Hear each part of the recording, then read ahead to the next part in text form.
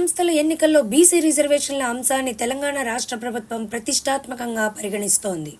ఈ క్రమంలో సీనియర్ న్యాయవాది అభిషేక్ మను సింఘ్వీని ముఖ్యమంత్రి రేవంత్ రెడ్డి ఫోన్ చేశారు. హైకోర్టులో బీసీ రిజర్వేషన్ల అంశంపై ప్రభుత్వం తరఫున వాదనలు వినిపించాలని ఆయన్ను కోరారు. ముఖ్యమంత్రి రేవంత్ రెడ్డి నివాసంలో బీసీ రిజర్వేషన్ల అంశంపై ఈ రోజు సాయంత్రం కీలక సమావేశం జరిగింది. రేపు హైకోర్టులో ఈ అంశంపై విచారణ జరగనున్న నేపథ్యంలో కాంగ్రెస్ నేతలు సమావేశమయ్యారు. అనుసరించాల్సిన వ్యూహం, వినిపించాల్సిన వాదనలపై వారు చర్చించారు.